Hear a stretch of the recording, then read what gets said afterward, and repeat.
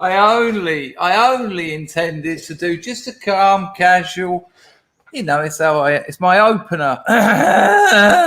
It's my entrance. I'm not happy about that. Don't like that there. Now that poses a question. The answer, my friend, is blowing in the wind. The answer is blowing in the wind. Right, absolute scrublation. Oh my good God. See, John, that's how you do it. That's how you do it, isn't it? Straight in. Isn't it amazing that John Francis... I don't watch a lot of political stuff anymore online. I do, but I don't watch a lot of nationalist stuff anymore. Not because I've necessarily changed my opinions, but it's a bit repetitive. It's a bit, there are people who are doing things. There are people. I'm looking forward. Mark and Laura apparently were interviewed by the same bloke who wrote, I think it's the same bloke who wrote that other article, and Mark's going to release the full interview. That'll be an interesting watch. I'll watch that for sure. I thought they came off pretty well in that article. If you haven't read it, they had a full... It was meant to be a hit piece, but I think weirdly enough, and all they really had was... Oh, there's a picture of Mark with his girlfriend and her silly tattoo. That's it, really. I mean, the rest of it, there wasn't. There's the meat they're looking for isn't there, and so they have to try and they just put photos in or 20 years ago. I mean, come on, 20 years ago. It's like so. Who didn't do stupid things when they were 18, 19? It's crazy. Hang on. When you're being interviewed, it's actually happened, but the stakes weren't so high. But if I'm being interviewed and they go, yeah, but in 1984, I'd be like, well, hang on a minute. If you think that's bad, in 1973, in 1974, I was wetting the bed. I mean, do you know what I mean? In 1975, I'd done a shit in my pants and left it there all day because I was too embarrassed to tell my mum and dad. I mean, put that in your article because, that's relevant to my political position in 2021. Drop that in. It's the same logic as the escalation theory with narcotics. Most people who take heroin started on cannabis. Yeah, most people who take heroin had milk before that and sugar before that and tea before that. I mean, let's ban it all. Most of them had food.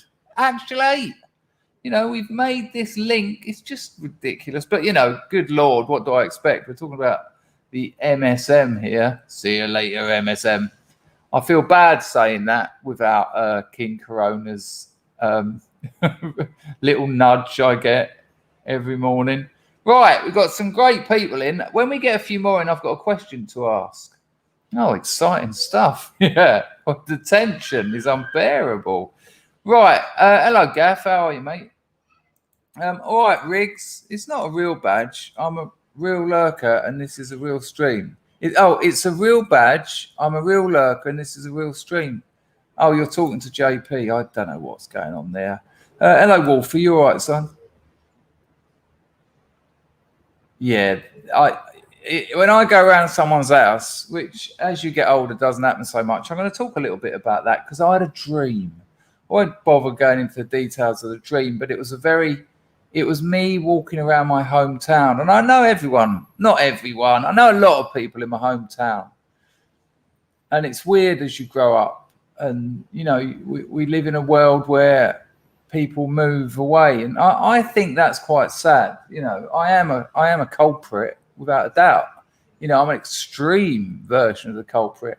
But even going away to university, me and my missus, we watch a lot of those I'll tell you what, on Chinese television they have these epic 3-hour sort of mythologized movies about, you know, Buddhism,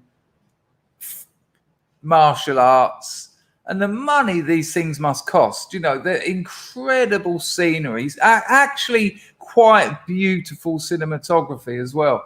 A lot of CG though, so it's a little bit, oh, okay, that fire dragon looks a little bit two-dimensional. But we were watching it, and, you know, and you can see why the Chinese do this. And this, you know, any films made in China have to go through the CCP. Without a doubt, they're not allowed to. And so what they do is mythologize. I've got to be careful. I've got to not piss on my own doorstep.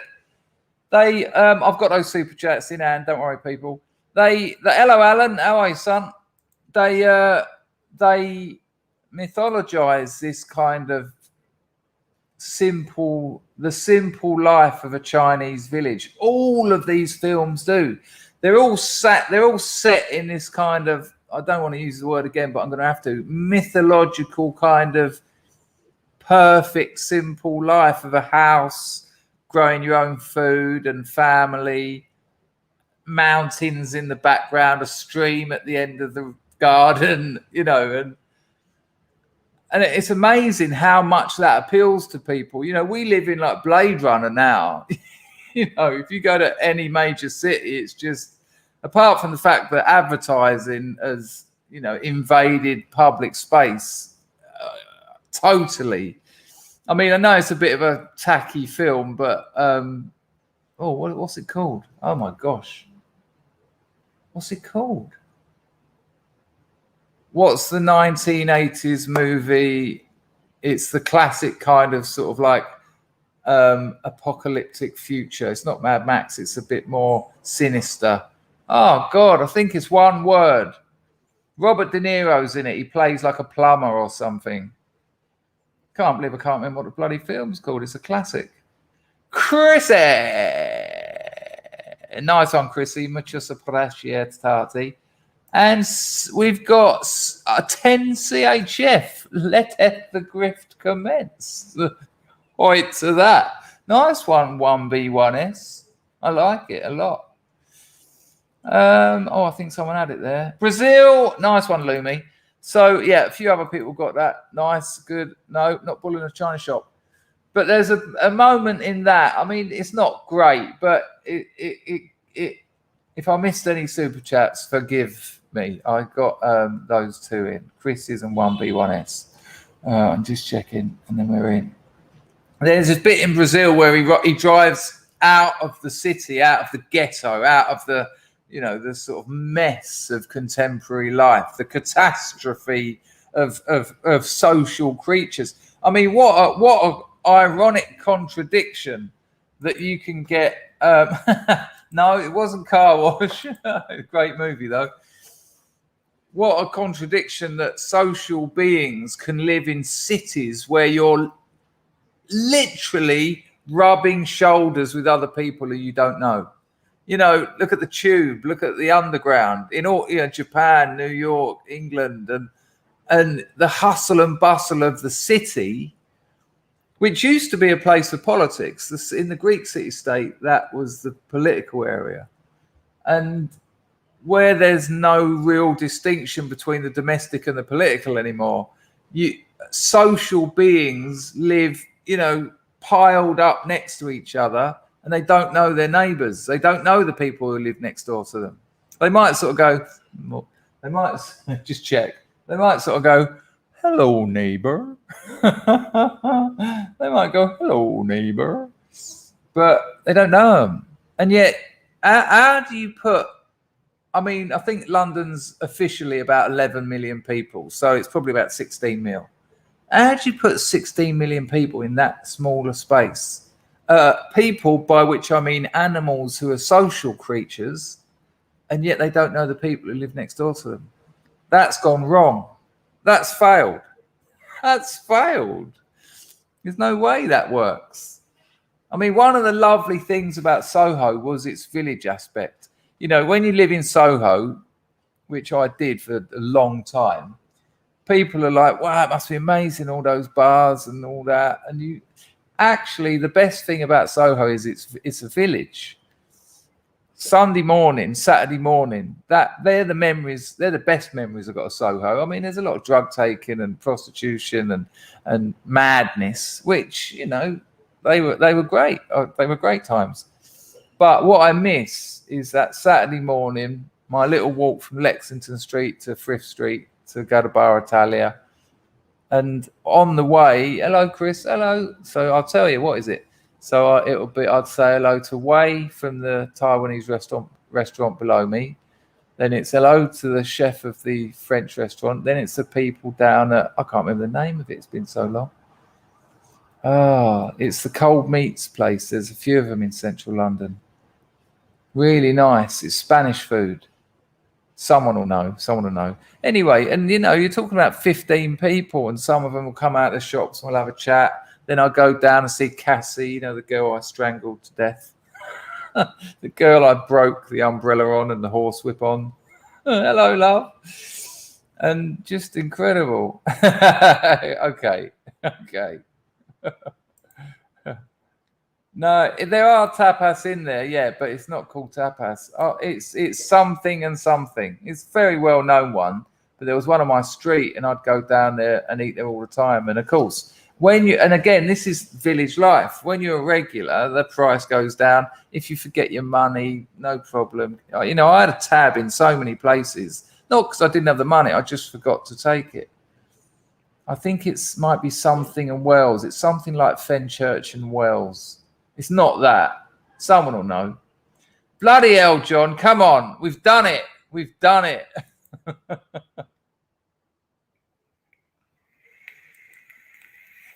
Yeah, my brother lives out there. He's been out there for about 30 years. He speaks very highly of Japan. Anyway, let me get this grift on because I'm not streaming tonight and I didn't stream last night. And I've also got some news about Jimmy. I'll wait for more people to turn up. But the stupid bastard didn't send me a link. I might do a bit of saying search.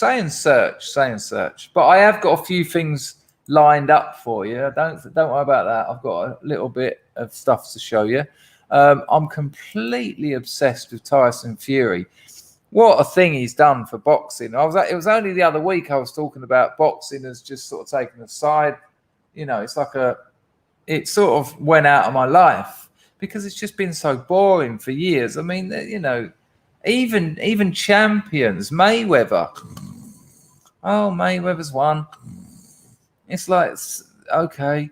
Pacquiao was exciting to watch, but, heavyweights, after Tyson, I just was like, Lennox Lewis bored the shit out of me. The Klitschko's, I understand their promoters made money, but they done a disservice to the sport of boxing, the Klitschko's. Dull as fuck. Don't just keep your left arm out there and stop it from happening. It's so boring. I'll wait for a few more people to arrive. There's a new film set in Soho. They're always filming in Soho. It's quite weird. It's called Last Night in Soho. All right, nice one, Mouse. I'll look out for it. It's always nice to see the old manor. I had a friend and he was out drinking there the other night and he walked through and was filming it and he walked right by my house without realising it. So that was nice.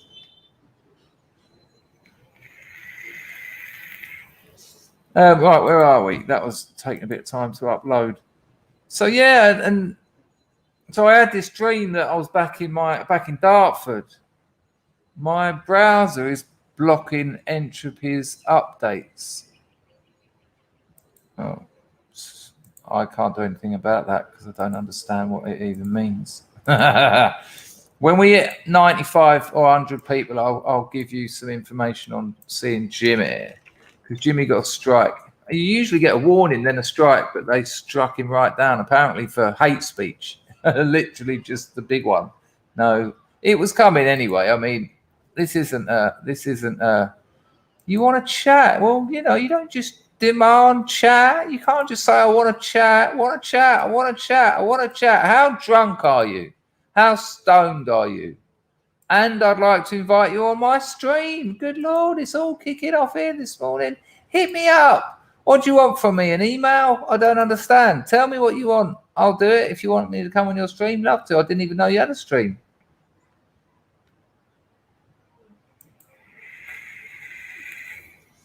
Were you really? Is that a real thing? Fernandez and Wells. That's what that lovely cold meats place is. I've just got to check my email because it might be from Jimmy. Because he said to me, tell everyone I'm on Rumble. Well, no, that's not enough. Give me the link, you fool. Jimmy, you here now? If you're awake or something, send me your do it. Just,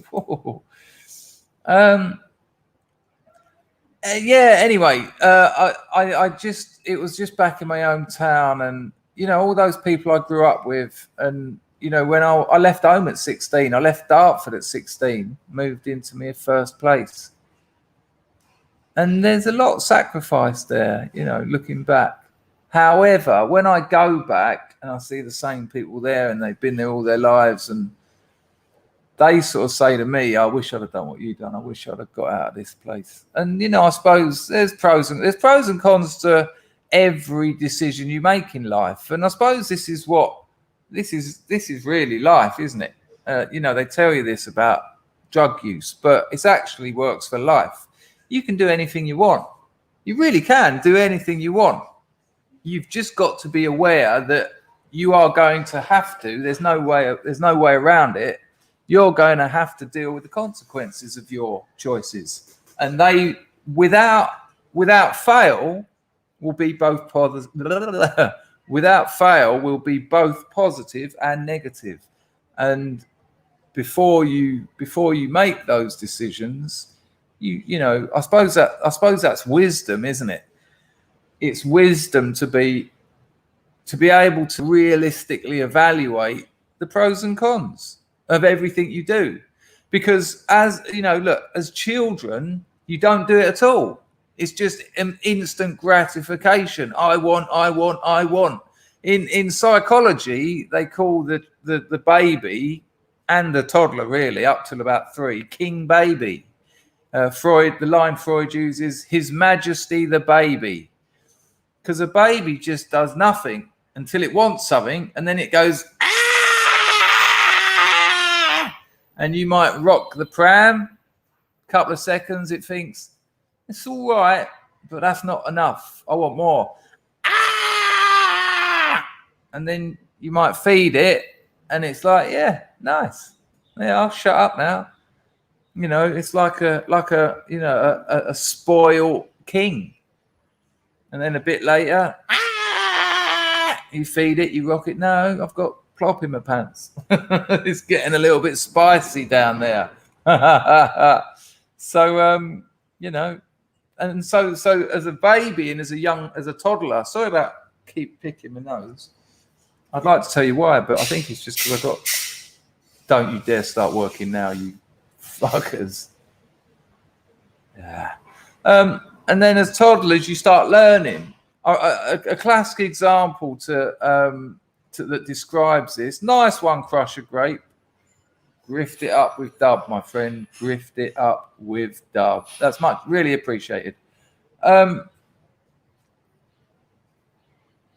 remember hearing when I was about 15, 14, I heard about a kid, like an 8 or 9 year old, who couldn't feel pain. And, you know, when you're 14, 15, you think, amazing. Why haven't I got that? You know, you'd think you'd be like Superman.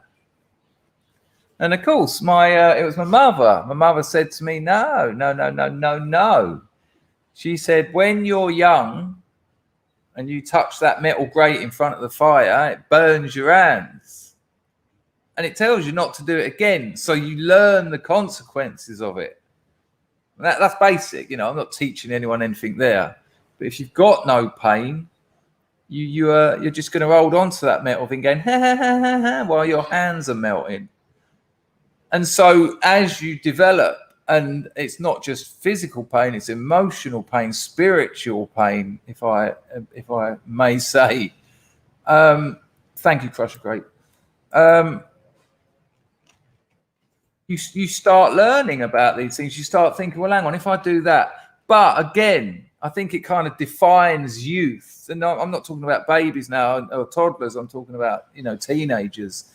In as much as you've got this sort of blind optimism that although there's the potential for negative consequences, chances are you're going to be all right because you think you know everything. I've said this so many times on this channel. When I was 18, I knew everything. I had an argument. I've told you this. I had an argument at a party. I was shittered. I'd had a handful of mushrooms. I'd had about 9 pints. It spread over a fair amount of time. And it wasn't like a heated argument. It was just me and this bloke in this one room at this house party arguing about superconductors that I know nothing about, right? Nil. But using language tricks, I was able to pull him apart. And at one point I went to him, who are you to tell me that you're right and I'm wrong? And he said, well, I am head of superconductor research at Cambridge University, PhD. I went, right, well, I'm a second-year art student. So as you get older, you know, that's why I say that wisdom, because the key word that I said was realistically evaluate the pros and cons, realistically understand the likely positive and the likely negative outcomes. It can go too far the other way and then you do nothing. I mean, there's still a place to take risks in life, without a doubt. You know, if there's a small chance of a positive outcome, but a big chance of a negative outcome, but the negative outcome's not that bad, well, that's a gamble. And, you know, you have to kind of moderate your, you know, your risk taking. As you get older, you get more wisdom and you got more experience. So, yeah, there's that. That's what I wanted to tell you. Right, let's get this damn grift going. All right, there, you can become a member of this channel. Join there. There's free strata. If you're at the top, if you join the top strata, you can get into all the private streams. Second strata, the bottom 2 streams. First strata, just that one. Top link. Entropy, I'll put the link. It's in the description, but I'll pin it to the top of the chat. Like a beagle. Just do this. Yep, entropy has now been pinned. We've nearly got 90 because I've got 2 things to say. Yeah, random's dodgy, I think. I think that's not the way to go. I mean, I've lived in a random world and it nearly killed me several times. Okay, Ian, I'll do that. And I'll put the link up. All right, I've never used Rumble, so I wasn't aware of it. You can use entropy to donate, or you can use entropy's pinned at the top of the chat there, or super chat. It's the $sign down there. I don't expect to get rich out of here, but I do appreciate a few donations because I put a lot of time, energy, effort, and passion into the glorious House of Scrubs. And we've got something remarkable here. And I'm starting to realize just over the last 3 weeks how bad it was. A scrub who doesn't appear much in the chat so much anymore wrote to me. And he just said he was devastated when it went. And because I was having my own personal problems, I didn't really understand at the time. But he hasn't not come back because he's not interested. He's got off his arse and he's making his life happen. He told me loads of things he's doing. And that was lovely to hear. Absolutely lovely to hear. Right, let me find Jimmy on Rumble. If you don't know, Jimmy from Philly, he's got his own stream where he sits there getting out of his nut, basically.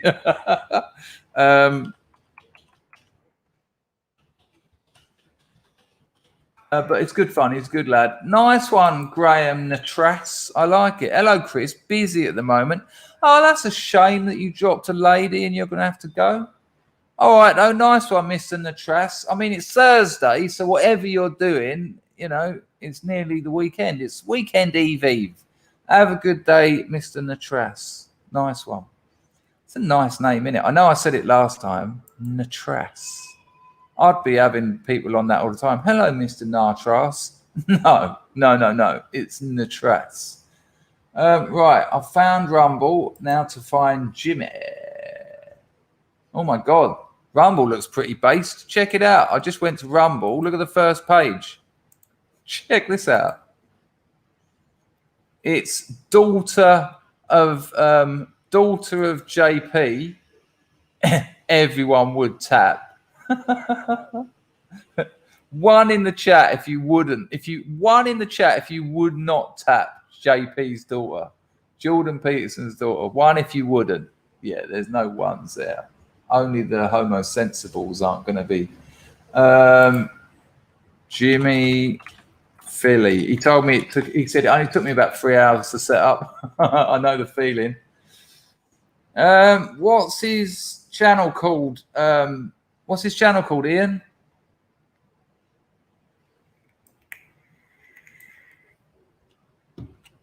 Jimmy White. Let's try that.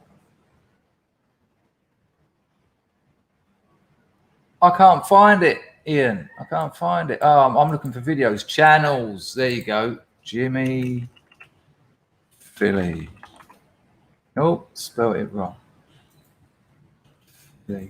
Oh, do I have to get the channel name exactly right? Here we go. He's got 2 channels. He really fucked it up. Right, there you go, people. He's got 2 channels, but we'll assume this is it. Link in the chat. There's Jimmy's channel. He streams for about 8 hours, does acid, inhales nitrous oxide. Lumi would not tap on the off chance he might have to speak to the old man. Oh, come on. I know it's a joke, but I'd love to take. Baz has seen this stream. What, this one or Jimmy's one he done on Rumble? Yeah, without a doubt. I've been trying to get on there for ages. Not just because I want to tap her, I wouldn't, but because I want to tell her about, her father's drug problem. Well, it's all very well when you're a multi-millionaire and you can fly around the world to get special treatments. Yeah, I want to tell her about what that's like in working class families when there's a mum and dad and they ain't got any money and the kids are junkie and it's a fucking nightmare. But she's not biting. When she goes, oh, it was terrible. You ain't got a clue. You have not got a clue. Anyway, right, I'll tell you what, just to start things off, I've got a lovely thing sent to me by Rags. A lot of you will remember this, but what's really special about this, it's an old English advert. The Americans will find it amusing because it's quaint as hell. This is an old advert for burgers, right? Most of you will remember it. But what's really sweet about it is he talks about getting a Leeds United tracksuit. Now, Brian Clough's Leeds United were the nuts in the 70s. They were like the top of the first division. I think they won FA Cups and all sorts. I was only about 5, so. But actually, being 5 is how much of an impact Brian Clough's boys. Didn't they win the European Cup or something? Yeah, that's it. It's Birdseye. I think Leeds might have won in Europe or something. And, I just knew this because it was everywhere. Brian Clough was a very different type of manager. And that's right. Pretty good actor as well, that fella. That fella, oh, it's not him, no. That's right, I saw a thing about it. Anyway, so check this out. So it's funny because it's quaint and it's lovely and it reminds us all of England when we grew up. But getting a Leeds United tracksuit is just beautiful. I will need an audio check because Telegram is always a bit strange with that. So I'll just play a little bit so you can hear it. Here we go. Yeah, do you know some? Did you get that, people? Could you hear him go, "Here, do you know something?" And for our American and Australian brothers and sisters, that's it. That damned United. I think weren't the movie called that? Oh, you got the sound. So check out how lovely this is. A proper bit of nostalgia. Here we go. That's all it is. I've got very little else to say about it, but we all lived here. I know Michael, but he did do them very well in that time. I think that's why that was his association. But like I say, I was like 6, so I'm not pretending to be exceptionally knowledgeable about Leeds United. Here we go. Here, do you know something? If you stop eating bird's eye beef burgers and eat these cheap ones, alright, you'll save Mum enough money to buy me a Leeds United tracksuit. Fantastic. I mean, they look the same, don't they? Might look same, but they don't taste the same. You can't tell the difference. Well, I can. The keeping's yours. Bird's eye. Somehow other beef burgers just don't taste the same. I mean, just so wonderful. Everyone had that Barnet. Everyone. I had that. Mine was blonde. I had long blonde hair. So did my brother. You know, Mum's not paying to get your hair cut until it's down to your shoulders. There's photos of me and my brother as kids with like long blonde hair. It was the 70s. Big old collars on your shirt. Yeah, it's really quite lovely, isn't it? I think we should have it again, actually. Alex, takes 10 seconds to calibrate. Yeah, we'll have it again because it's sweet as hell.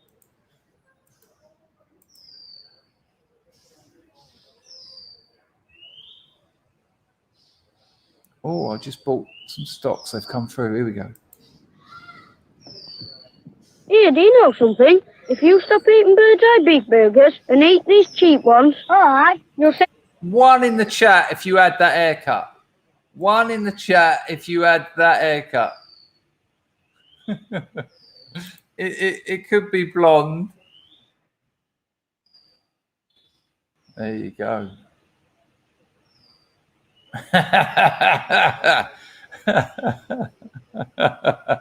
It's amazing, wasn't it? No one cared.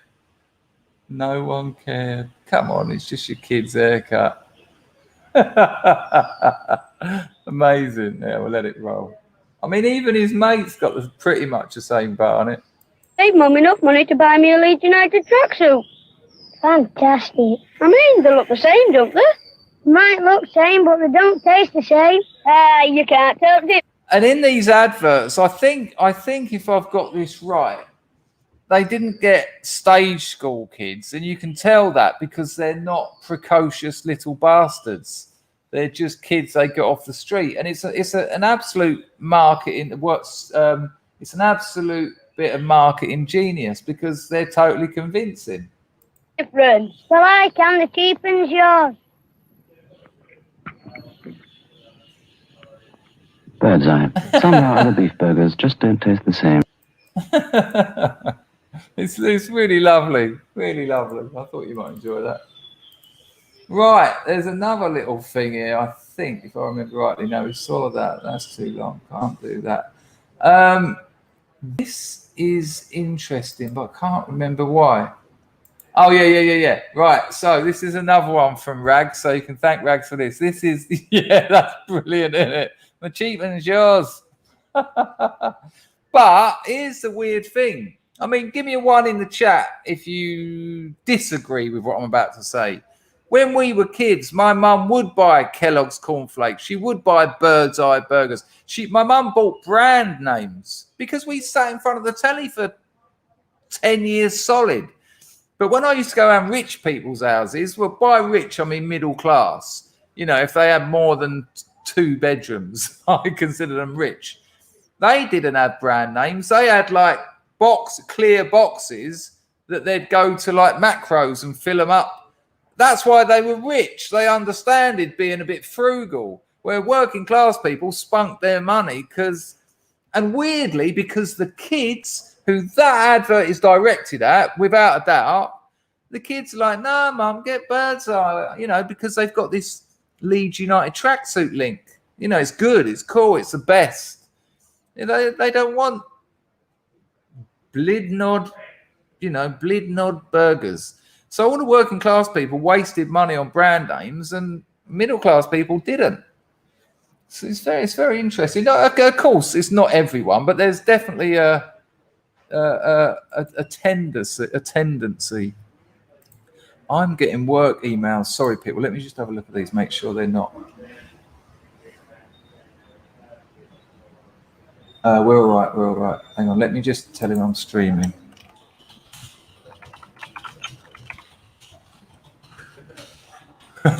Sorry, I'm not working. I'm busy. Right. So there you go. I mean, you know, it was a tendency. It was a tendency. But you know, the people who had the macro card, they were the bastards. They were the people who got it absolutely sorted. If you could get up to the old what they call cash and carry.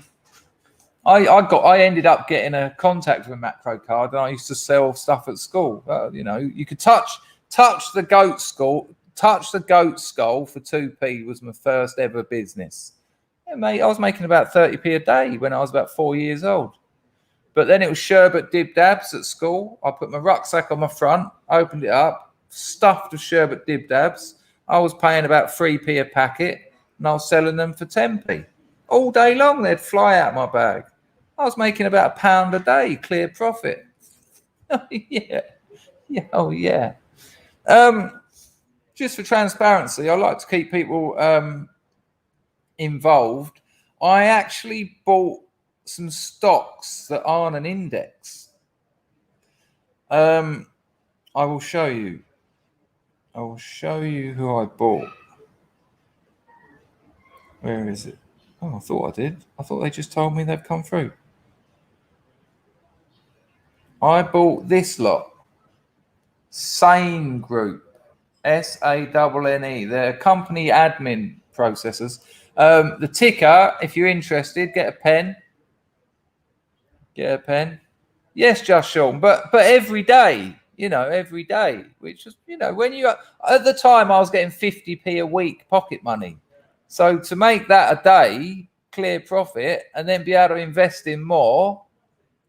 And when you can invest in more, you can buy them cheaper. So then the profit goes up. Oh, it's all about margins and the bottom line when you're 5. If you've got a pen and paper and you're on free trade, here we go. The ticker is £SNN.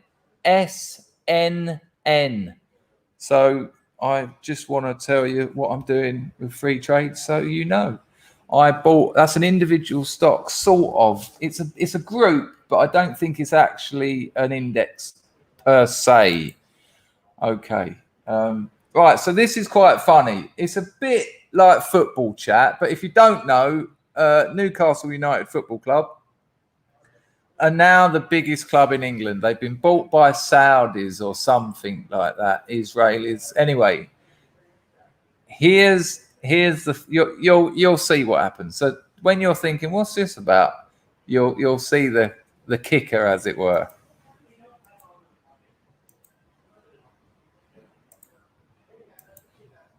If you've got kids sitting near you, there's a fair amount of language. Let me know you've got audio here. And now they own Newcastle. Right, there you go. Did you hear that? Let me know you heard that, and I'll run it through.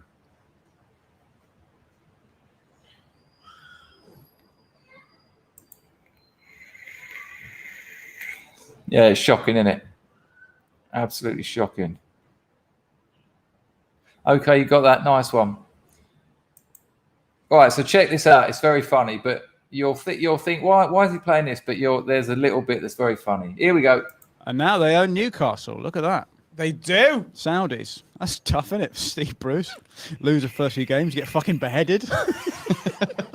They're like, no, it's not the government. It's Saudi Arabian government PLC. Yeah. It's basically the government are buying Newcastle United. People hate Mike Ashley that much. That they're happy that a regime that murders fucking journalists. 0 hours contracts and Sports Direct. Public beheadings. Never mind that. It's fucking miles away. What's that? The thing will be really spicy because you got Qatar and you got Saudi now. I want Israel to buy Sunderland, and then the Tyne-Wear derby is getting spicy. You got fucking Palestinian flags in the away end, fucking rockets. Heavens like the Gaza Strip. Yeah. Those Sunderland Ultras have fucking brought their A game this week. That would be quite something if Israel bought Sunderland. Yeah, it's weird, isn't it? Actual funny things. I mean, good Lord. Yeah, nice on Rags. I found them very amusing. How do I get shot of that? Right, so let's get back to Tyson Fury. So, like I said, I used to be so really into boxing. My era, I told you my neighbour used to be a photographer for the Daily Mirror, sports photographer, and every Monday after a fight, I'd get an envelope of beautiful black and white prints of like Nigel Benn knocking out Watson or Eubank knocking out Lloyd Honeyghan, all this lovely, all that era, Watson, Eubank, Lloyd Honeyghan, all that crowd, even Alan Minter, you know, a little bit before that, the little Irish fella, Barry McGuigan. It's weird to think that Barry McGuigan was actually a boxer. He talks so much shit these days. But, and then Tyson came along and that was great as well. But then when the UFC started, even Pride. Do you remember Pride? Just punching people in the bollocks. Just like, what? But I loved it. And I still love the UFC. It's like the future. When the ring girl comes out the ring, they in England, when the ring girl started walking around in her underwear, they'd be like, oh, and you'd be like, oh, come on, man. This is ridiculous. The men have got their pants on and they're risking their lives. But in the UFC, goes, and here's Danny, isn't she looking good? And you're like, yes, she fucking is. And of course, the violence of it, you know, I just got so bored with boxing. I got bored, especially with heavyweight boxing. And as much as I like lightweight, bantamweight, featherweight, the lower weights, heavyweight boxing's the big one because they're the bombs, aren't they? They're when you see people just go, and you know, that's what you want to see. And so the UFC just sort of took my attention away. Mixed martial arts took my attention away from boxing. And occasionally someone, like friends of mine who are into boxing, go, oh, did you see the fight? And they'd name them and I wouldn't even know the names of them. And I'd be like, I don't watch boxing anymore.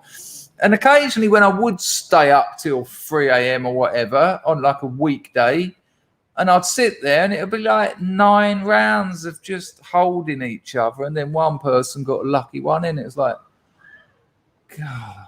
And the referees even you know, stopped separating them. You know, fuck it, separate them and say, stop holding. If you're not going to fight, I'm going to send you home. You're here to fight, not to just hold on. And when you've got 2 of them holding on, it's like, oh my God. And Tyson Fury has not only brought my interest, there's the missus, not only brought my interest in boxing back, but the whole world. You want to look at the shorts on YouTube, shorts of Tyson Fury saying 5 words, 6 million views. And it's just like, this is brilliant. And he's just knocking people out. It's just excellent. Hello, Meganesia.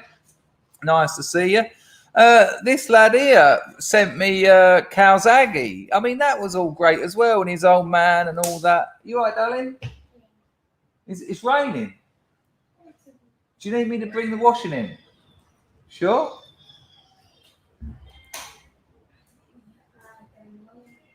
Well, let me know if you need some help with it. And I'll tell you, I can't do it. And so, actually, just as a side thing, it's weird, the whole Calzaghe thing, that I don't think Calzaghe ever got the coverage he deserved. I just don't. I mean, what was it, Richard? 39 unbeaten, trained by his dad, who was a singer in like some weird some skiffle band or something. Having a family member train you is always a nightmare because, you know, it's your family, and families are nightmares half the time. The other half, they're brilliant. But, you know, with all the stress and tension on being a boxer, having your dad train you, and your dad is not a boxing coach. And then Calzaghe had something like 39-0. but the British press didn't really get behind him. I just felt, I think that was an opportunity missed, really. An opportunity missed. Now there's a few more people here. I've closed the bloody link down, but I'll use my history. Jimmy from Philly, there he is. Jimmy got a strike, so I'll put his chat. I'll put his link to his new Rumble channel. I've just done it. It's in the chat. Thank you very much, Alan. Good morning to you. What's your work schedule at the moment? You grafting or you got a bit of time off? Thank you, Alan. Appreciato. John says, boxing when you have a good matchup of styles is as good as it gets. But MMA is probably more. Yeah, I think you've nailed it. MMA is more consistently entertaining. Even the undercards in the UFC are excellent, and it's unpredictable. And you fight. You have to. You can't hold on. You can't hold on. You can get in a clinch, but a clinch is a dangerous place to be in MMA. So you are exactly what you said. It's more consistently entertaining, and boxing has been for a long time consistently dull. There's been a few standouts. I'm not pretending there hasn't, but I've missed out on that because I just sort of, fell away from it. But Tyson's brought it all back. He's got the mouth. He's got the style. He went through all that stuff where he was suicidal and he was just beefed up. And, I'm a fat man. Look at me. And now it's just incredible. It's just absolutely incredible. Yeah, John, I'll give you that. But the story's fantastic. The story's fantastic. And I just felt like, and even if that is true, and Mayweather bores the fuck out of me, but even if that is true, Mayweather's a household name in America. Is Joe Calzaghe a household name in Britain?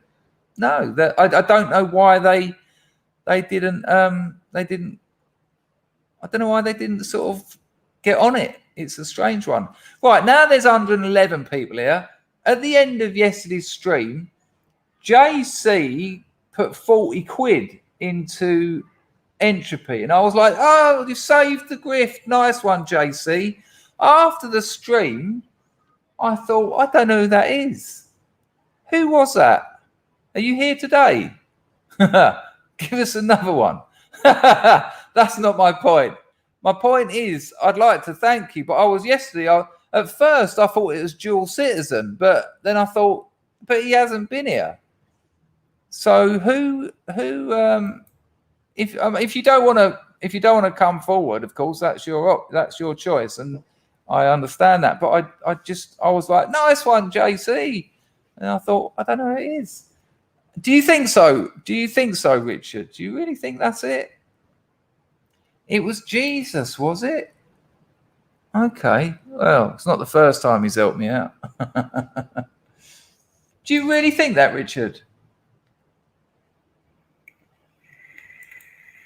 Yeah, I think so. That's why Tyson had it all. And that's why Tyson Fury's got it all. He's not stupid. This whole gypsy thing, this whole 400 years of fighting genes in both sides of his family.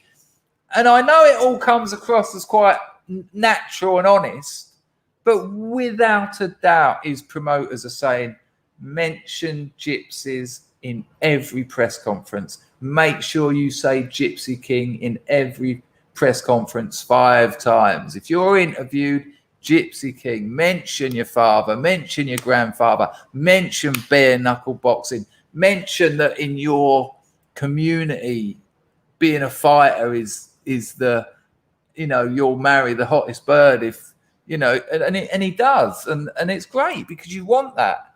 This is our marketers sell products. And this is why I love storytelling, but this is how you sell products. Stories are reality. That's how we understand the world around us. It's the story behind something that ironically is in front of something.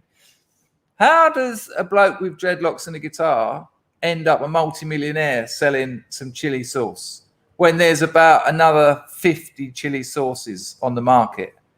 You tell his story. You tell a story. And that actually involved walking into Dragon's Den with a guitar. But it's his mama's recipe. Your mommy, our grandmama used to make this. It's the same recipe and it's a secret. But I tell you, it's a reggae sauce. There's a story there, and that's how you sell things. It is not racism. Racism doesn't sell things. Well, it sells left-wing politics, but we will have a little look at a bit of Tyson. Let's have a look, just because it's fun. Let's have a look. It's only a minute. If your boxing's not your thing, but let's have a look at the 11th round. Watch him knock this fella out. It's such a smash in the head. I reckon Wilder is asleep before he hits the canvas. This is the one I was talking about the other day when the ref stopped him from hitting the ground. He knew that fight was over before he hit the deck. Have a look at this. Oh yeah, of course. It's not anything to do with it. It's to do with the story. So here we go.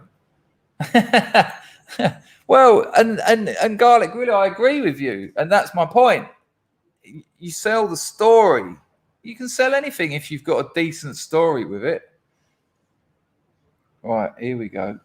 Let's have a look at this. It's only about a minute. If boxing's not your thing, no need to worry. I'm not going to talk about it for hours. I just want to show you because it's awesome. Because Fury's got the lot. He's got the power. He's got the movement. He's got the speed. The speed of this man. He weighs about a ton. It's like having an articulated lorry coming at you and just keep coming at you. Check it out. Bear in mind, he's been down a couple of times already. He's been on the deck, Fury. Staying on his feet. Fury trying to push him away to give space to land more big shots of his own to try and finish Wilder.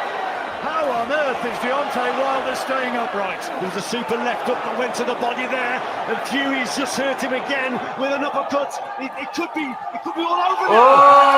Oh! Surely it's going to be the end of the fight.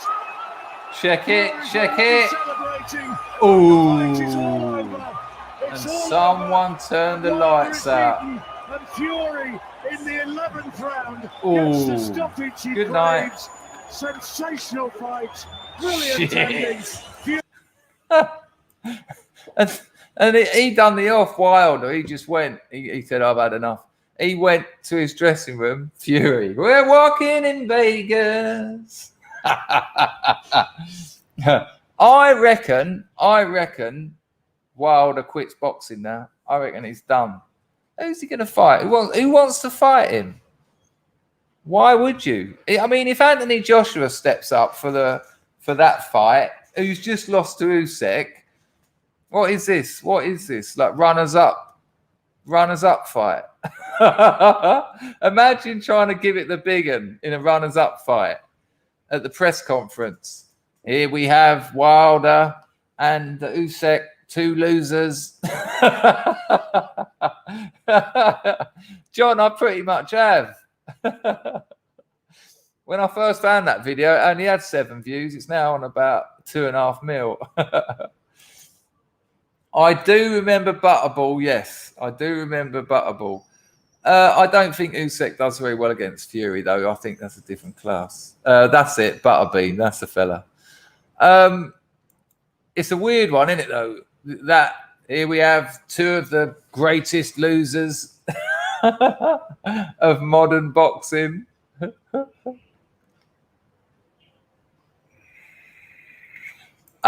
You're right, Steve. Actually, I've got it round my neck, haven't I? Hang on a minute. Oh, no, sorry. Joshua and Wilder is what I meant. Apologies. Joshua and Wilder.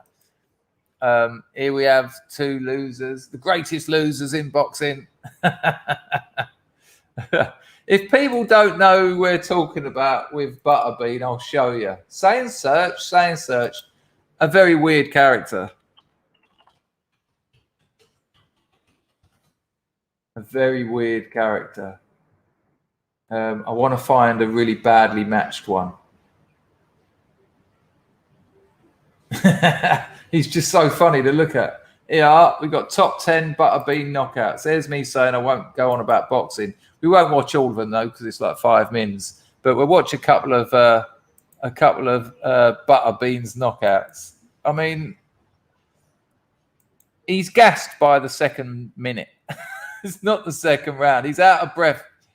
He's out of breath by the second minute. But nonetheless, he's a big lad.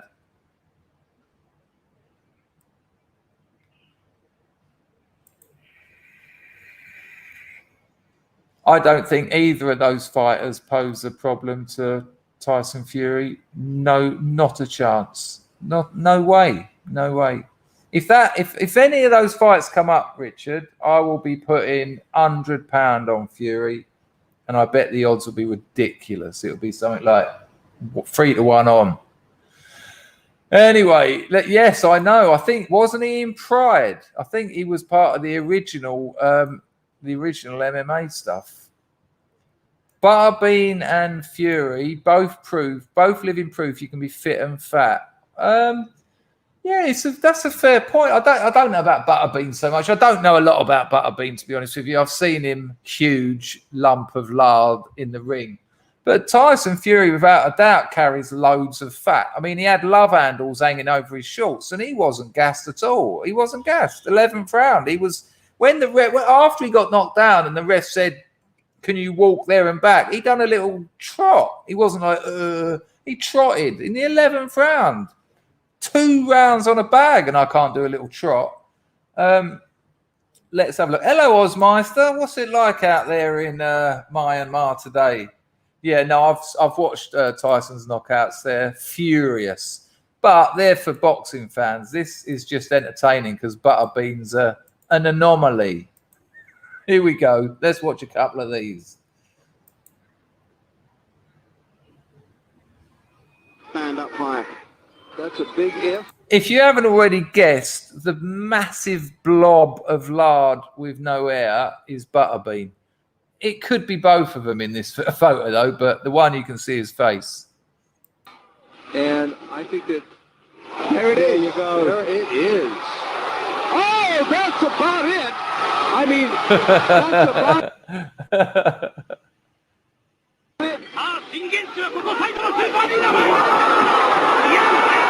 My God. Look at it. And they're just haymakers as well. He hasn't thrown a straight punch yet. I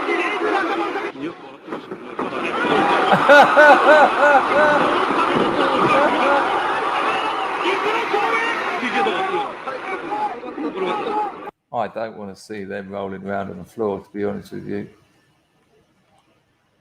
Oh yeah, this is more like it. I like this. This was the beauty of the original UFC, like Pride and all those early ones. Do you remember when it'd be like a man had come in wearing a karate gi with his black belt, and they'd be going, and the other bloke would be like a Hell's Angels, but 4 times his weight, and then smash.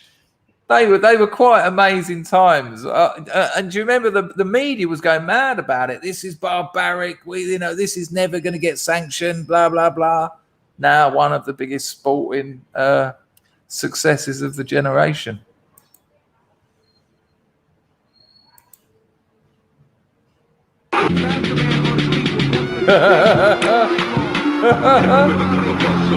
Bang, bang.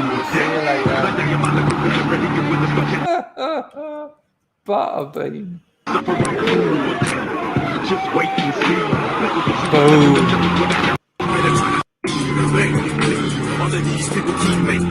Ow. He lifted him off the ground.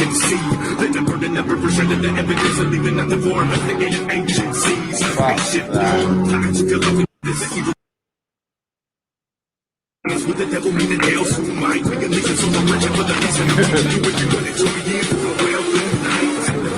look at his body shape.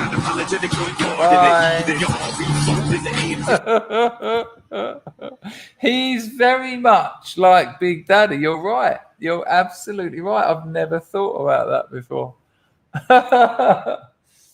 Well, there you go, Butterbean. Right. This is I'll put Jimmy's link in again for anyone who doesn't know it. Jimmy's had a strike. Link in the chat to his Rumble channel.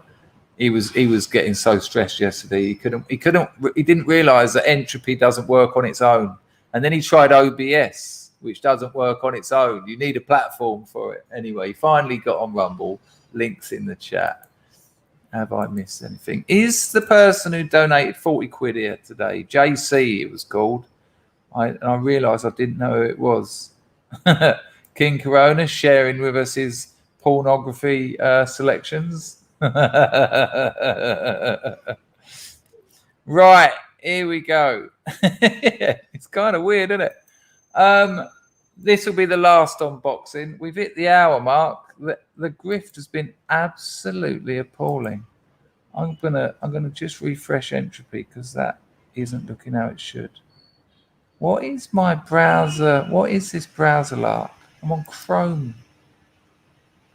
It keeps telling me Brave browser blocks entropy. I don't even know what Brave browser is. Maybe I'm using it without knowing. Oh, the computer's a weird thing. Right. There you go.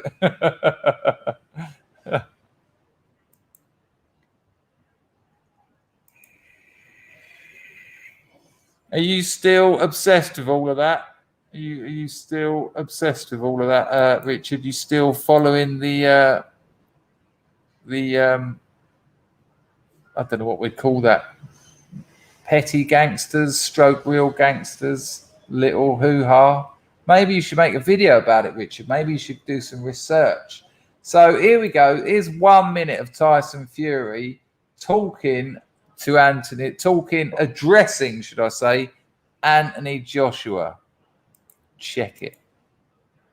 He's so funny. You big useless bomb dosser. Dosser. I ain't heard that since school. You big useless bum dosser. And while I'm on a rant, I may as well call out one more person. A big useless dosser. Not a real fighting man. A hype job. Body build. CrossFit. Big ugly shithouse. That's Anthony Joshua. AJ, if you're out there, let's make this fight happen, you big dosser. You big shithouse bum dosser. And I'm going to smash your face in too. There's not one thing you can do about it. Prove me wrong, sucker. Prove me wrong. I'm number one. Uno. Just been thinking. Another message for AJ. AJ, if you go past 3 rounds with me, I'll quit in the corner. Because that's how confident I'm taking you cold out within the first 2-3 rounds. Out. Out like a light switch. You big bomb dosser shithouse. Yes, I think you're absolutely right. I don't think Joshua wants to go near him. He knows that ain't happening. He knows that's over. And can he afford to do that now after losing to Usyk? Nah. These days, his parents are Irish. He was born in England. His parents are Irish. Search for Fury's stall for what? I heard about it, but I haven't actually seen it. People ain't... Well, we've lost 10 people, but that's all right. We're still over 100. I will have a look. I've heard about it, Richard, but I never saw it. Stall is a bit weird. Is it? It's not a poo shot, is it?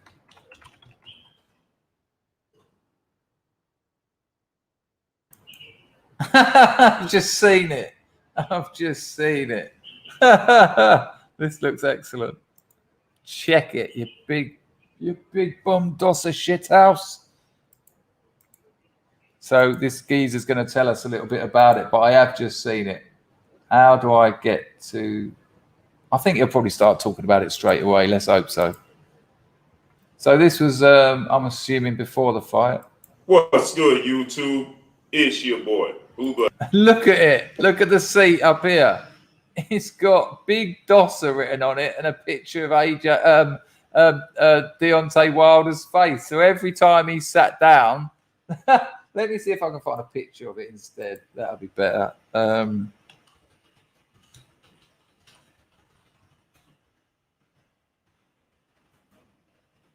That's brilliant. Imagine actually bothering to do that though. It's all about up here. Hang on, people. Hang on.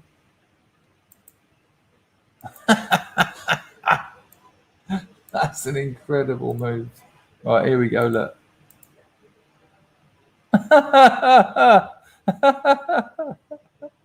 Every time he sits down.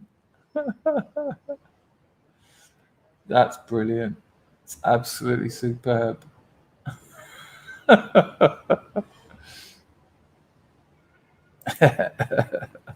Good work, Mr. Fury.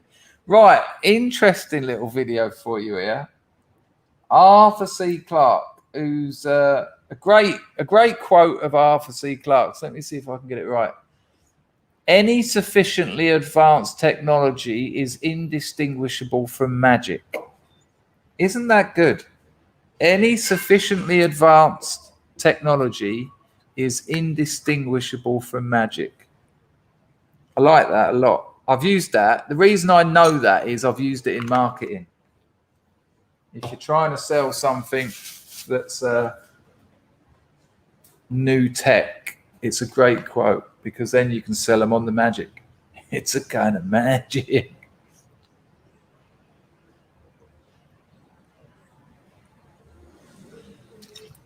Hello, Anglo-Saxon. Good to see you, son. Good to see you.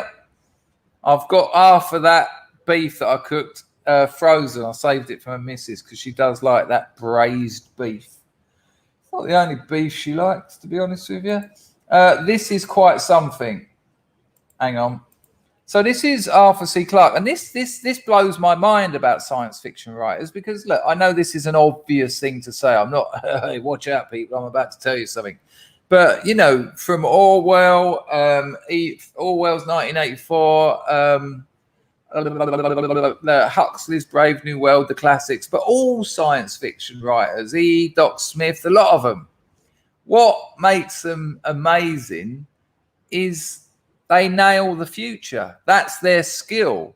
You know, as far as storytellers go, they're not that good. And I know that people might think, what? Have you checked out Blade Runner? But what their skill is presenting you with a future that you can believe. You know, I've read science fiction that's so rubbish, and what makes it rubbish is it's not a believable future. There's nothing there that makes me think, yeah, I'm not buying that. But this is Arthur C. Clarke talking in 1964, and you'll see what I'm getting at. You'll absolutely see what I'm getting at. 1964, right? Check out what he says. It's remarkable. It's almost when he says any sufficiently advanced technology is indistinguishable from magic. In a way, well, I'll just let it run. You'll make your own mind up, but you'll see what I'm getting at, because it's brilliant.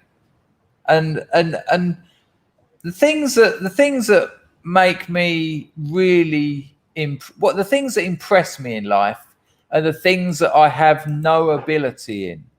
Because if I can do something, when I see a comedian, I'm not like, well, how's he doing that? Because I sort of know.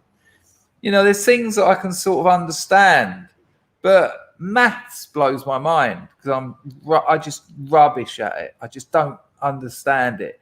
You know, I can do addition and subtraction and the basics, but as soon as you get into anything that is I just don't get it. And so when you get these amazing mathematicians, it's mind blowing.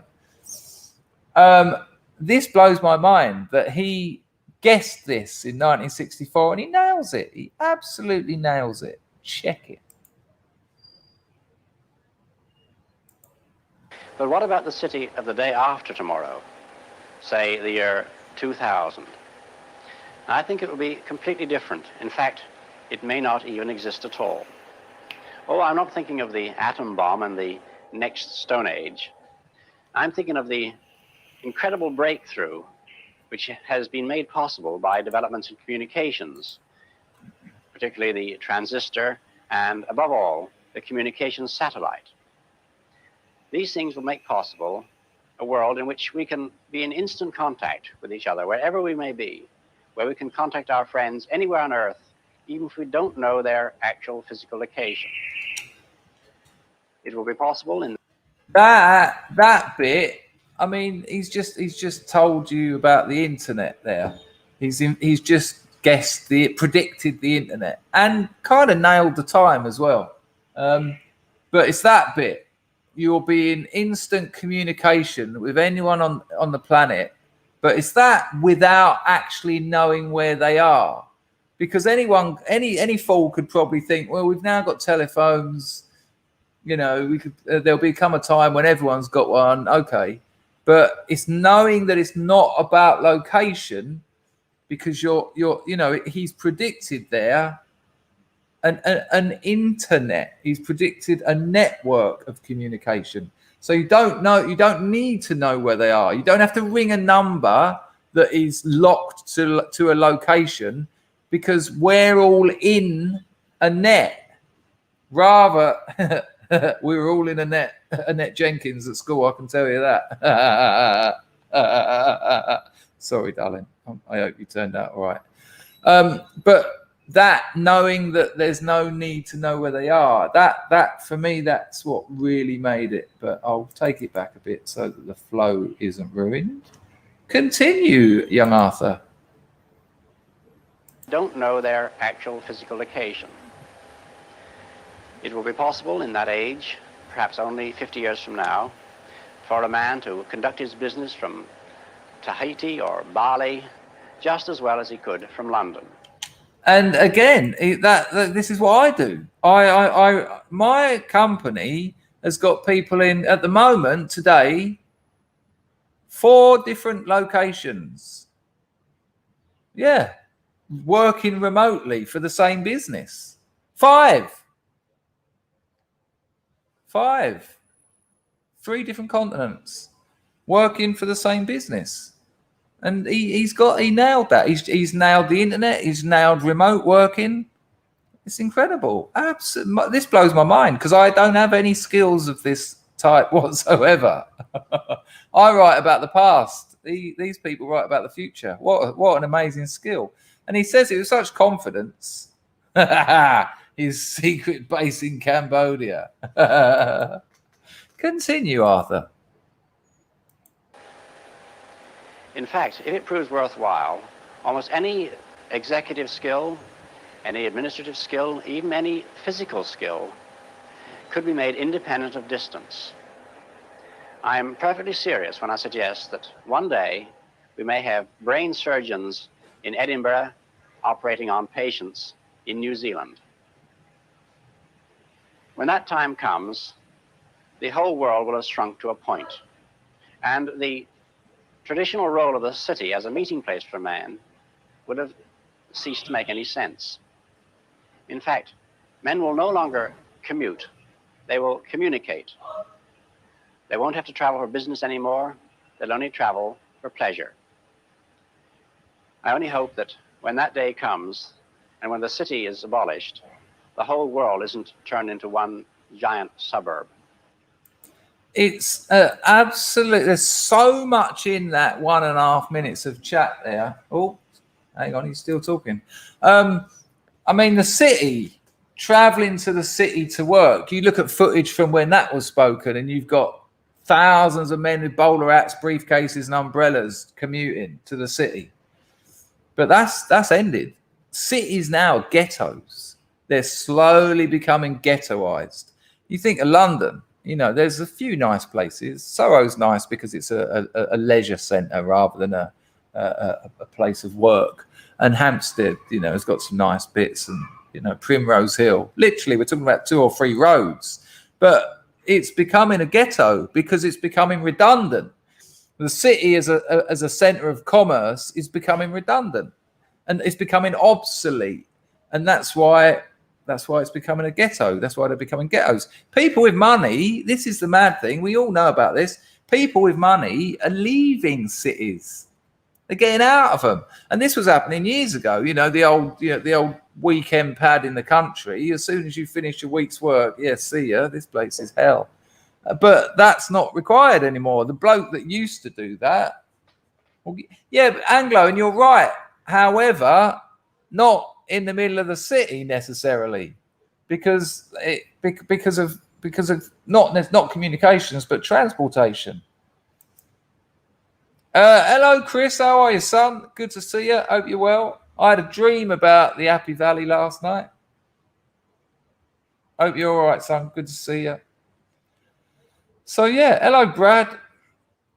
No, I haven't seen him in here. I haven't at all.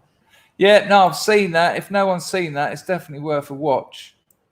So, yeah, I thought that was very, very impressive of Arthur C. Clarke. And not just him, of course. I'm talking sci-fi, decent sci-fi writers in general. So, Kamala Harris, who no one has seen forever, she's popped up. I wonder what she had to say when she suddenly come out of the woodwork. I wonder whether it's... Well, let's have a look. Let's see what Kamala's got to say and how important it is and what her agenda is. I have to be a bit careful, but I'm sure you'll guess it. It's our good old friend Memology 101. Hit it.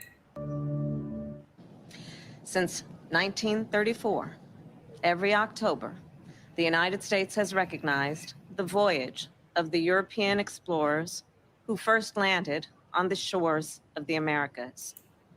But that is not the whole story. Wow.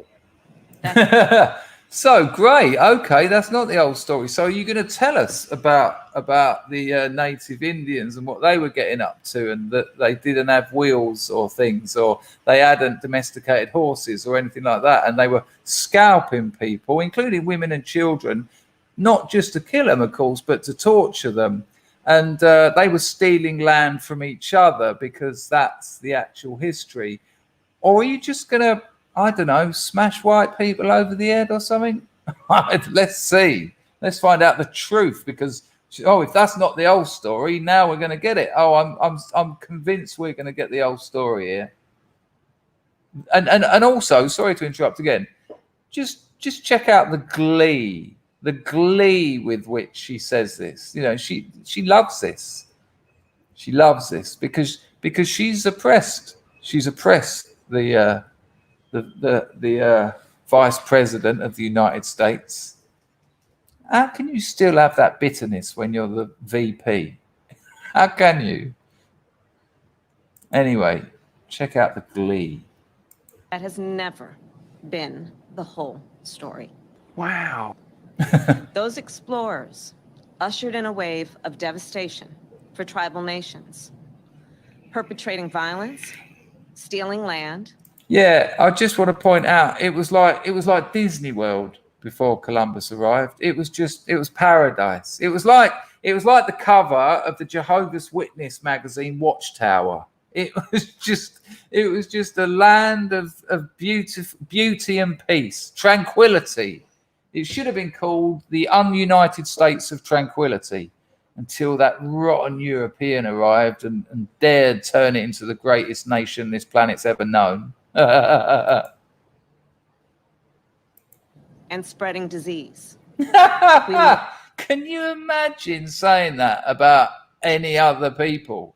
Imagine saying that, I don't know, people who might be colonizing Europe at the moment. I mean, I don't know, like maybe some kind of United Nations migration pact. Imagine you suggested that they were spreading disease. Where did AIDS come from? What country and what continent did that come from? Yeah, got to be careful. But anyway, crack on. Must not shy away from this shameful past, and we must shed light on it and do everything we can to address the impact of the past. This is great.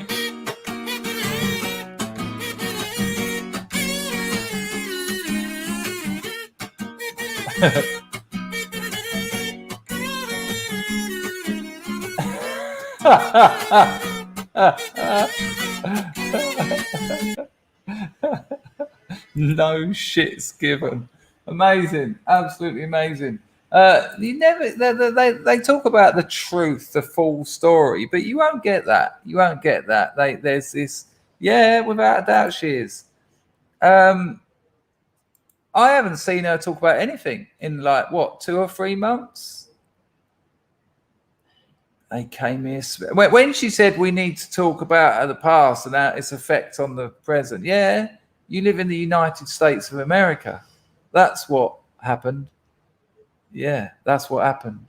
It's an incredible place. It's just, Kamala, the whole world wants to get in there. Like everyone, they do what they can to get there. That's how awful it is. It's absurd, absolutely absurd. I don't know, these people. Well, people of it, 1 hour and 20 minutes. I have got the girlfriend here. If you don't know, that's why you only get 1 stream a day when the missus is here. The grift has been fucking atrocious. After tax and after Susan's take, I think I just pocketed about 3.5 quid. Don't worry, I'll be all right. I'll be all right. Oh, there is something I wanted to tell you. Oh, it's on my Telegram. Check out my Telegram. Because where we've been talking about stocks, I've got that 10% gamble, and I've put the ticker and it's MSCI, $MSCI, and I've put the monthly and the yearly growth of that stock.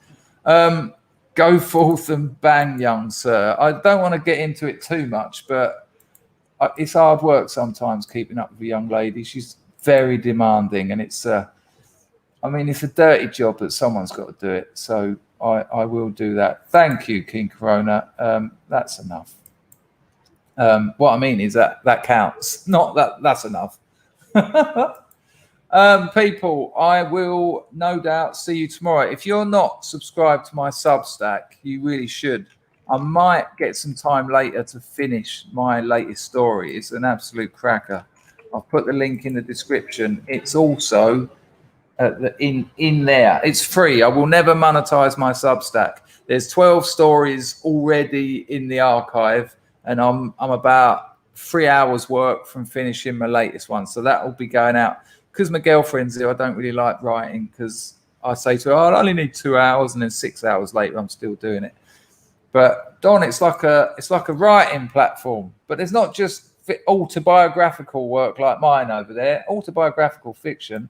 There's loads of stuff, and it's a great platform. They don't need advertisers to make their money, so there's very little. There's no censorship over there unless it's illegal. That's the line they've drawn. It's a really good platform, and it's growing like nobody's business. I wish they'd go public. I would definitely be buying stocks in Substack. I might have to have a look at that. I've also been tipped, right, for free traders, Meganesia. That's really lovely. Here I am massaging Eva's toes. She's really not well. Good Lord. Can we have an Eva in the chat? That's a terrible thing. Thanks for the donation, Meganesia. Here, Scrubs, give out an Eva to Meganesia. Thank you. And I hope Eva gets better. Listen, for people who are on free trade, now I'm going to say 2 things. Thank you, Scrubs. That's really kind of you to do that. There you go, Meganesia.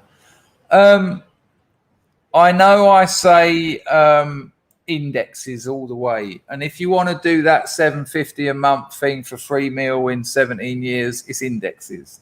But I also have said, and I'm not a professional, this is for entertainment purposes only, the value of your investments may go down as well as up. I have been tipped, by the way, from people who know. I'm just putting this out there because I would say have a 10% gamble. So anything you invest, 10% of that, have a gamble, right? And my gamble has been this $ MSCI. It's like an index of Indian companies, and it's one of the fastest growing economies in the world. So it's a sort of gamble. However, I've been tipped that Shopify, which is $SHOP, so easy to remember, $shop, that's the ticker. You search for that in your free trade, go to Discover and put in shop. They're fucking expensive. They're already about 1,300 a share, but you don't have, you can put 50 quid in and get like 0. bit of a share. The thing is, if you'd have put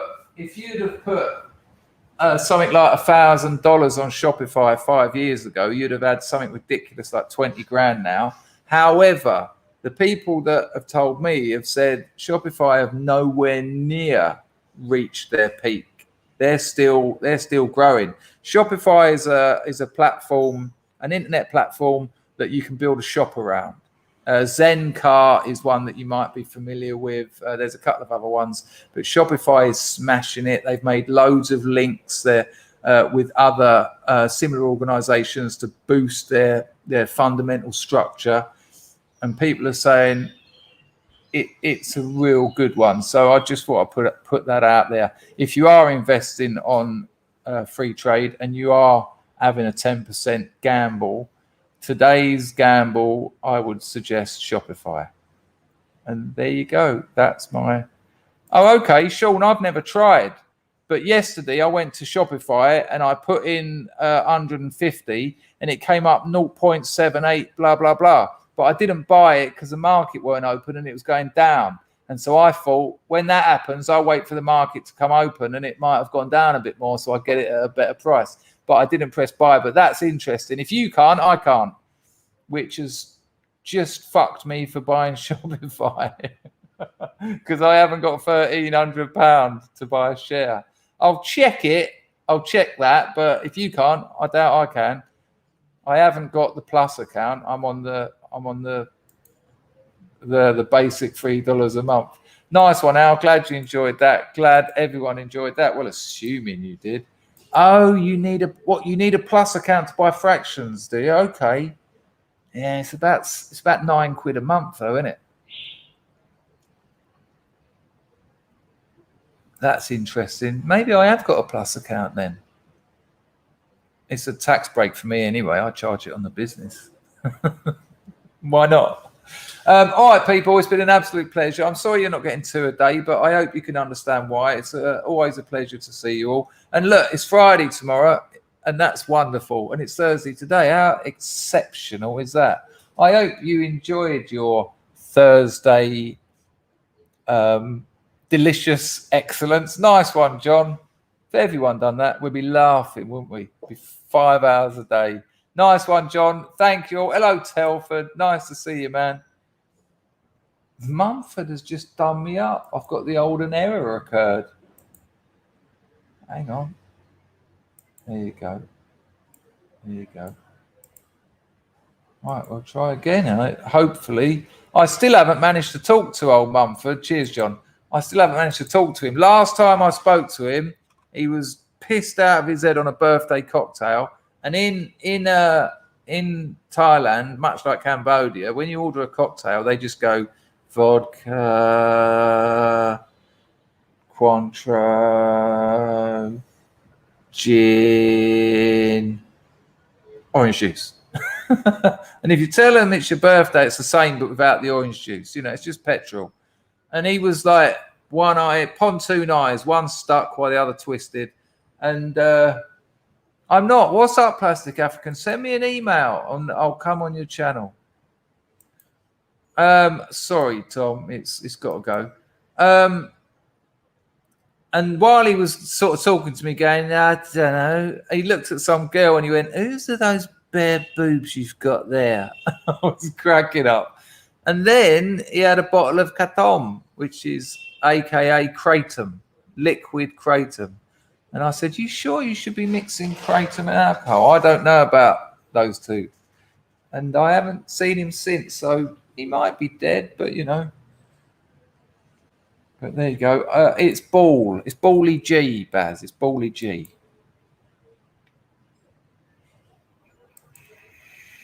Willow says you can. I bought half a share of Coinbase. You bought shares in Coinbase. That's an absolute. I didn't know they were on there. That's a great move. What do you buy in a gold rush? Shovels. That's excellent. Good call, Willow. I might have to have a look at Coinbase. Oh no, I'm moving away from the indexes. It's going to go wrong. Oh, I think the rain's coming down. I've got clothes drying outside. I'm still talking. People, it's been an absolute pleasure. Nice one, Rags, for looking after the place. Katom.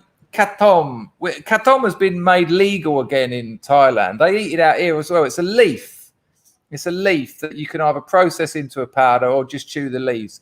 It's actually a member of the caffeine family, but in large doses, it binds to your opiate receptors. People use it for helping them come off of opiates, but that's like, as Irving Welsh said, I mean, for my sins, quoting Irving Welsh, that's like trying to cure the third world debt with a bag of frozen peas. But if you haven't got an habit, Catom's quite good fun. He loves it, the old boy Mumford. He loves it.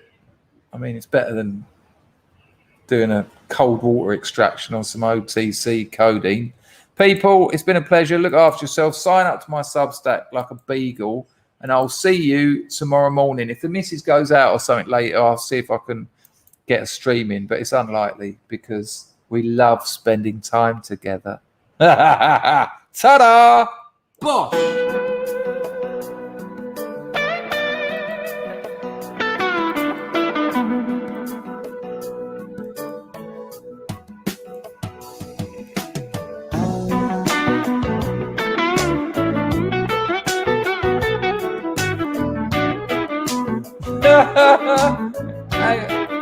Can we just stop to see what Plastic African has just said?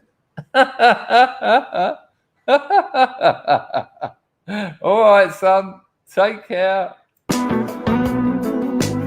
Everyone knows I'm gonna be the first man down. See you later, MSM. All my friends are sick of having me around. See you later, MSM.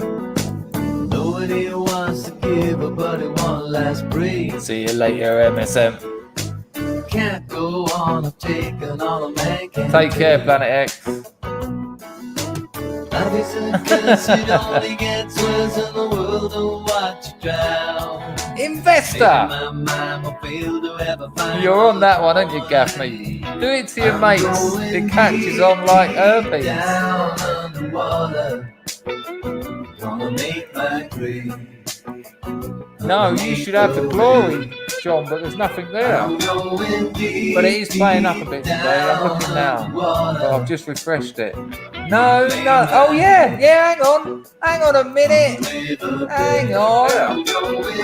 But it is playing up a bit today. Hang on now. What the fuck is that in here? No.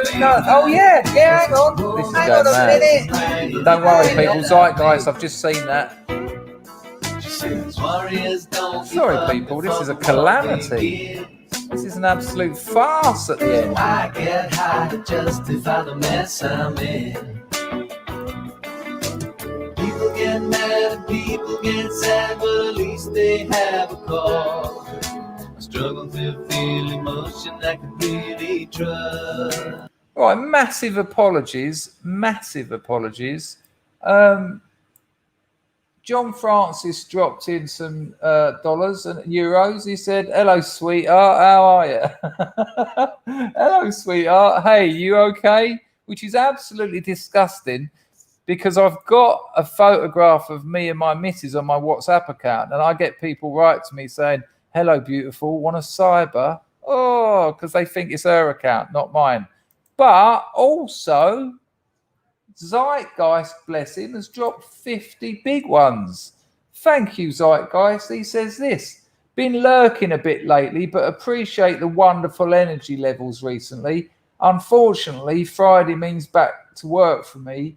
I must bid the phenomenal Scrubbery an awesome couple of weeks.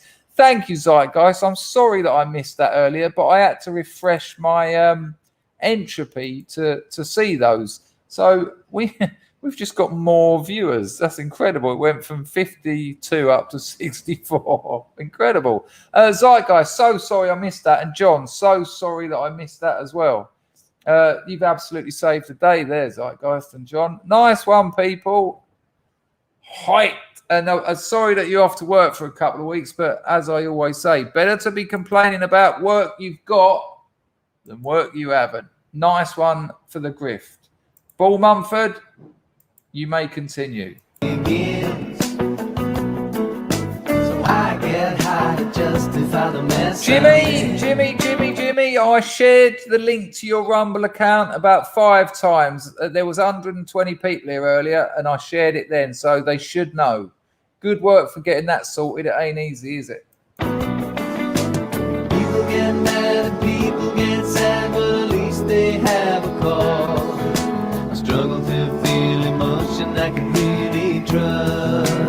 Hello, Mark. I'm going deep, deep down. Nice one, John.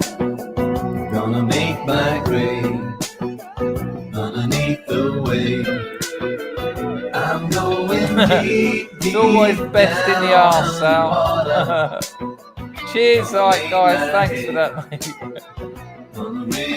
Have a good couple of weeks. We'll see you when you get back. That was lovely.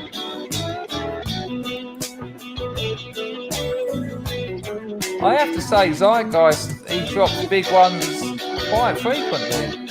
Cheers, Jimmy. Hope you're all right, son. There you go. Sal's there. No, thank you, man. It's appreciated. You drop big grift bombs. It is noted. Not a problem, Jimmy. A strike's a pain in the arse. An actual nice comment from Richard. What the hell's happening? I'm going deep, deep down. That's become an awesome meme, hasn't it? That's become awesome. They're now shouting at Bo Jiden. It's brilliant. Look after yourself, Ian. Take care, Techno. Enjoy your small victory from yesterday. You couldn't get first thing, could you? Oh, Richard G. Going deep, deep down underwater. Gonna make my grave underneath the wave. I'm going deep, deep down underwater. Gonna lay my head. I am still here, people. I'm listening to what you're saying. I just... what am I doing? Hang on. Sorry, people. I was just checking that I didn't miss something else. People, it's been an absolute pleasure. I would love to do 2 streams a day, but the old ball and chain, innit? Darling! Finished! Look after yourself, people, and don't forget to look after those you love. And tell them. We don't tell them enough. I tell mine too many times. You want the entropy link, Richard? Nice one, mate. It's in the description. Yes, it's too good. It's too good. No. It's one. We've won that one. Let's go, Brandon. Take care, people. I will see you tomorrow. Go on. Foxtrot Oscar down your own end. Have a look at a $ shop and have a look at $ MSCI. But only 10%. Don't go crazy. They're gambles. It's all gambling. But some of it's better. I don't want to go. Look, I enjoy this shit too much. Go on, go.